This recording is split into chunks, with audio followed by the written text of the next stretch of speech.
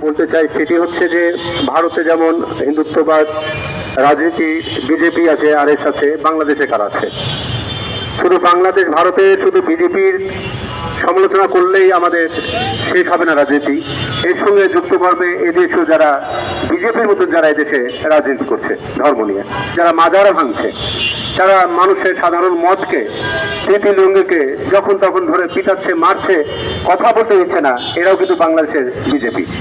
শুধু ভারতের বিজেপি যে শুধু হিন্দুদের, গরিব হিন্দুদের এবং মুসলিমদের পথে নির্যাতন করছে নানান কারণে, এইটা যেমন দিক আছে বাংলাদেশে ভারতীয় জনতা পার্টি বিজেপি কিন্তু বাংলাদেশে আছে নানান কারণে আছে। আপনারা দেখেন এই যে জামাতে ইসলাম যারা ধর্মের কথা বলে, তারা কিন্তু আমেরিকার সঙ্গে চুক্তির কোনো কথা বলছে না।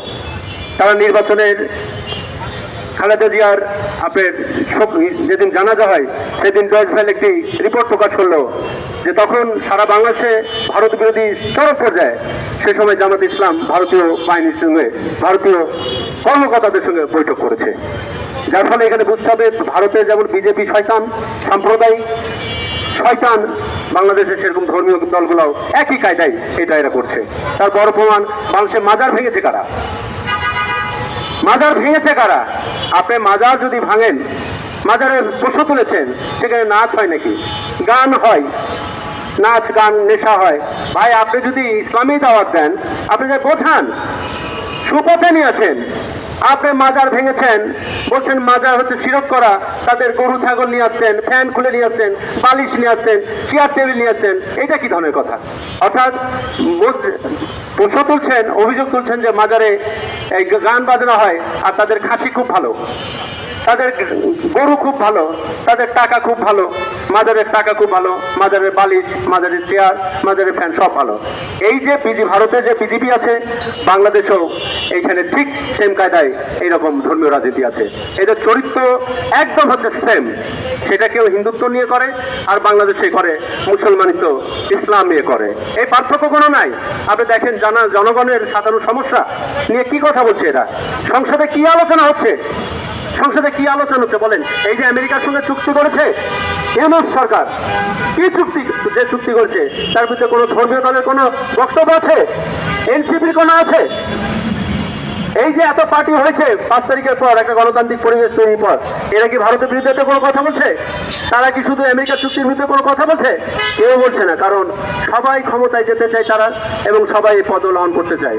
সংগ্রামী বন্ধুগণ, আমরা ভারতের যে বিরোধিতা করি, আমরা আবারও বলছি, আমরা যে ভারতের বিরোধিতা করছি, এটা আমরা রাজনৈতিকভাবে বিরোধিতা করি, এবং ভারতের জনগণ আমাদের শত্রু নয়। ভারতের যে বড় পুঁজি আছে, ভারতের যে শাসক শ্রেণী আছে, তারা আমাদের শত্রু। কারণ এই বিজেপি সরকারের বিরুদ্ধে কিন্তু সেখানে সাধারণ ভারতীয়রা লড়াই করছে।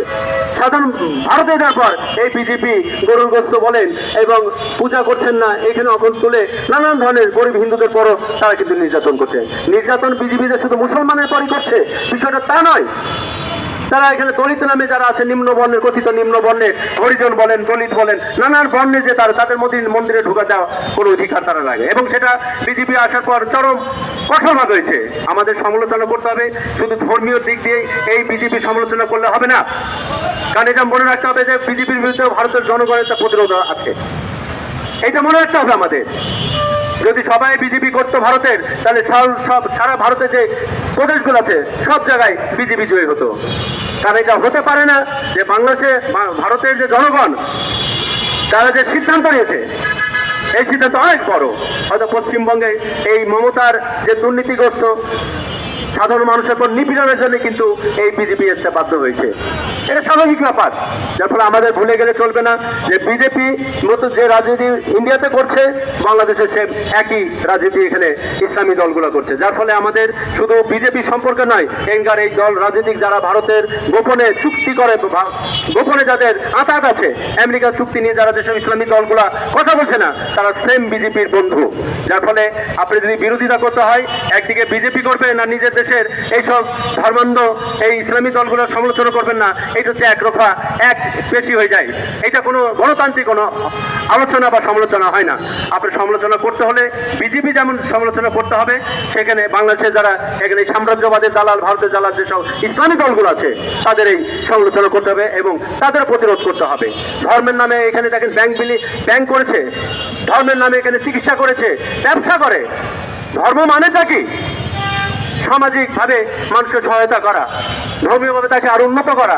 কিন্তু এরা বিদেশ থেকে টাকা নিয়েছে জাকাতের নামে মানুষ, গরিব মুসলমানকে, নব মুসলমানকে সহযোগিতা করার জন্য, তাদেরকে পুনর্বাসন করার জন্য এখানে কারা ব্যাংক তৈরি করেছে, তারা হাসপাতাল তৈরি করে ব্যবসা করছে। এর সঙ্গে সাধারণ মুসলমানের কোনো সম্পর্ক নাই। একটা সাধারণ মুসলমান যদি আজকে তাদের দ্বারা কোনো হাসপাতালে যায়, কোনো বিনা চিকিৎসা পায় না, টাকার বিনিময়ে তাকে সেখানে চিকিৎসা নিতে হয়। যাই হোক, আমরা জাতীয় মুক্তি কাউন্সিল থেকে অনুরোধ করবো যে ভারতের বিরোধিতা একদম রাজনৈতিকভাবে করবেন এবং আরো বিরোধিতা করুন। এই যে নির্বাচনের আগে যে ইউনূস সরকার আমাদের অধীনস্থ চুক্তি করে গেছে, তার বিরুদ্ধে জনগণকে দাঁড়ানোর জন্য আহ্বান করছি। এই পর্যায়ে আমাদের আজকের এই সভা